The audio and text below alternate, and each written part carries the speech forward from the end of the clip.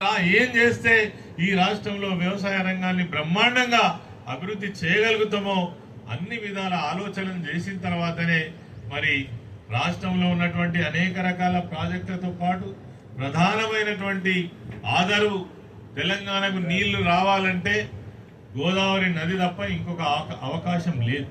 కొంత భాగం కృష్ణా నది, మరి ప్రధానమైన భాగం నీళ్ళంటూ ఉన్నాయి అని అంటే దాదాపు 1200 టీఎంసీల పైచిలకు నీళ్లు వాడుకునేటువంటి అవకాశం ఉన్నటువంటి ఏకైక ఆధారు గోదావరి నది.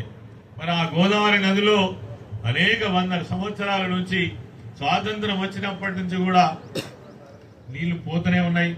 ఎందుకు పోయినాయో, ఎందుకు ఆపలేదో, ఎందుకు బ్యారేజీలు కట్టలేదో, ఎందుకు మరి తెలంగాణ ప్రాంతాన్ని ఎండబెట్టిందో ఇప్పటిదాకా ప్రకాష్ అన్న చెప్పిండు. దానికి కారణం కూడా గదే. తెలంగాణ వచ్చినాక మనం ఆపలేదు, ప్రాజెక్టు కట్టుకునే అవకాశం వచ్చింది. ఈ కాళేశ్వరం ప్రాజెక్ట్ అనేటువంటిది నిజంగా కూడా ప్రపంచంలోనే అతి భారీ ప్రాజెక్టు, ఒక లిఫ్ట్ ఇరిగేషన్ ప్రాజెక్ట్.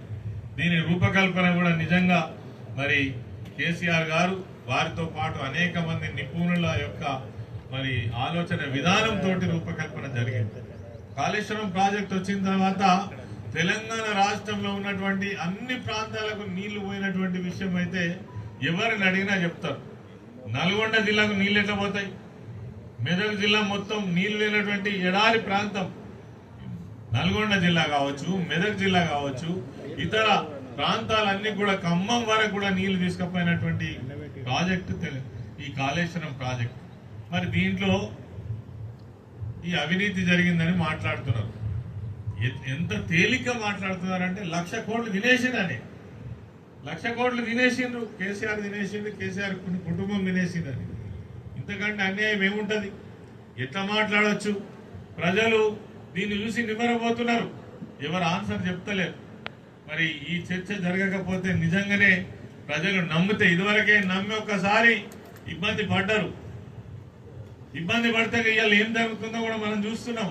మరి ఇదే కంటిన్యూ అవుతే ఏం జరుగుతుంది? ఇందాక ప్రకాష్ అన్న ఏం చెప్పిండు, ఇవి ఇన్ని ఇప్పుడు సంవత్సరంన్నర అవుతుంది కాళేశ్వరం ప్రాజెక్టు కూలిపోయిందని ఒక దుష్ప్రచారం చేసి, ఒక కుక్కను చంపే ముందు దాని పిచ్చి కుక్కని ఏ విధంగానైతే పేరు పెడతారో, కాళేశ్వరం ప్రాజెక్టు కూలిపోయిందని మొత్తం కంప్లీట్ గానే దీన్ని మరి లేకుండా చేసేటువంటి ఒక కుట్ర మాత్రం జరుగుతున్న విషయం వాస్తవం.